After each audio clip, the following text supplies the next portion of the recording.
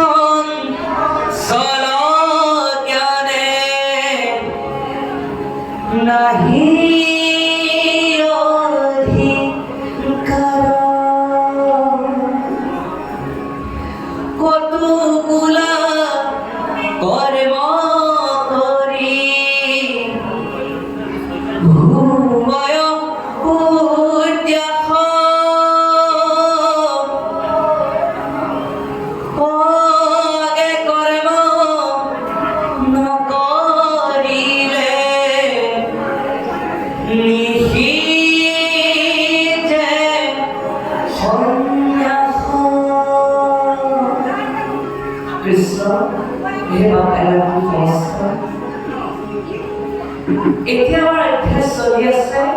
তৃতীয় অধ্যায় কৰ্মযোগ আৰু ইয়াত অৰ্জুনে সুধিছে যে কৃষ্ণ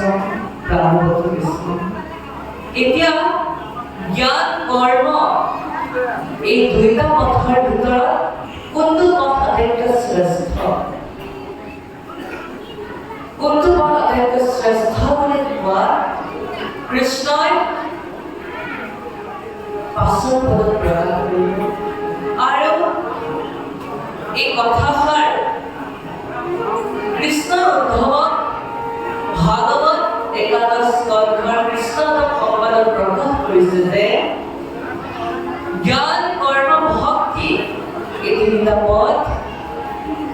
উদ্ধৱক কৈ থৈ গ'ল যে হে উদ্ধৱ জ্ঞান কৰ্ম ভক্তি এই তিনিটা পথ মই কলিযুগৰ মনুষ্যক প্ৰদান কৰি থৈ গ'লো আৰু এইটো পৰিচ্ছেদ দিছে এই তিনিটা পথৰ ভিতৰত ভক্তি মাৰ্গটো হৈছে আটাইতকৈ শ্ৰেষ্ঠ পথ এতিয়া আমাক শ্ৰীমদ গীতাত প্ৰকাশ কৰিছে যে জ্ঞান কৰ্ম ভক্তি এতিয়া ভক্তি কৰিলে বোলে জ্ঞান নিজে নিজে আহে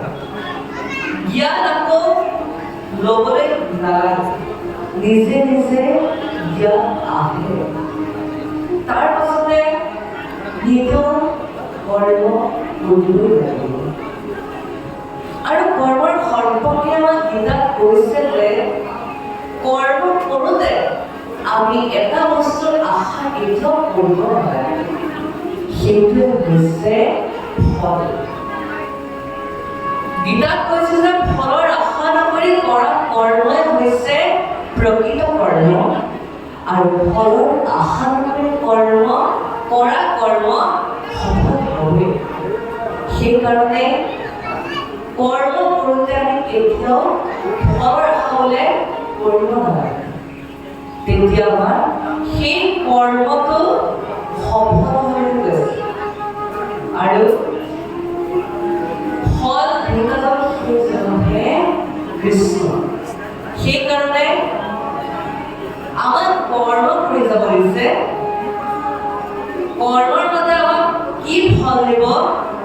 কিন্তু ভগৱন্তে বহুত কৈছে মাথো আমি ভগৱন্তৰ চৰণত শৰণাপন্ন হ'ব লাগে যদি হ'ব পাৰোঁ তেনেহ'লে ভগৱন্তই আমাক কি দিব লাগে প্ৰতি মুহূৰ্তে মুহূৰ্তে আমাক প্ৰদান কৰি থাকিব সেইটো প্ৰকাশ কৰিব আৰু আমি সবাই প্ৰকাশ কৰিবলৈ কৈছোঁ আইসকলৰ কাৰণে আমি আইসকলৰ কাৰণে প্ৰকাশ কৰিবলৈ কৈছিলোঁ এতিয়া এইষাৰ কথা মই প্ৰায় ঠাইতে প্ৰকাশ কৰোঁ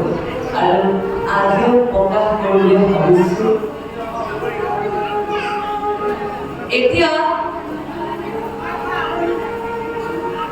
আইসকলৰ মুখত সিজিব লাগে হৰিনাম